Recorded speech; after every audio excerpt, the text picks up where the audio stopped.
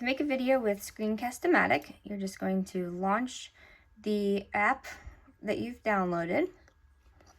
And when that launches, unless you've chosen to upgrade to the Pro version, you're going to click Launch Free Recorder.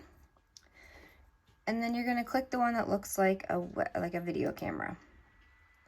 So when this launches, you're going to have three options that will appear over here on the left. You will have just your screen, your webcam only, or both. And you can see when we have both, you have a little thumbnail down here in the corner of your video, and you can move that around wherever you want it. But let's say I just wanted to do the screen for this one, and I want to show my students how to how to request an extension in WebAssign. So I would click just screen, and then when I'm ready, I click the record button down here. So let's say, let me get my screen the way I want it.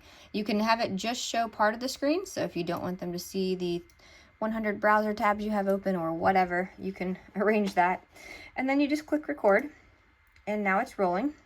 It's going to give you a little countdown, and we're on. So I would explain to them how you can go to your past assignments, and then once you're on the page of past assignments, each one will have a button next to it that says request an extension, and you can click there, blah, blah, blah. Let's say I'm done showing them what I wanted to show them. All I have to do is hit pause. That stops the recording. You can continue if you want to, if you wanted to pause and then get something else up on the screen and then keep going. Or if you're done, you just click done.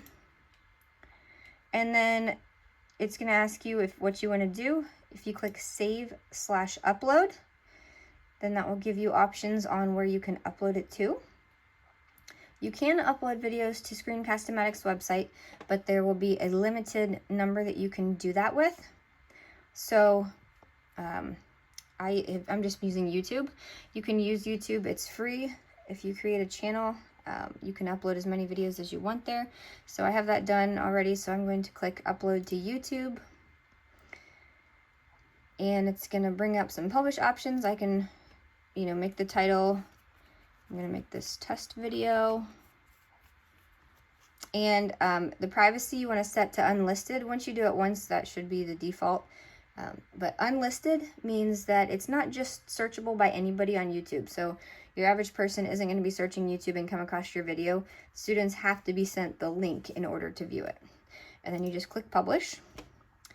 And this will go across the screen. This one's going fairly quickly because we only recorded a short video.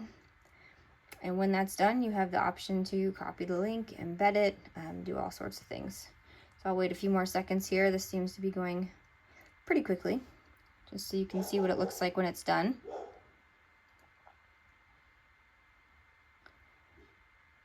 All right, here we go.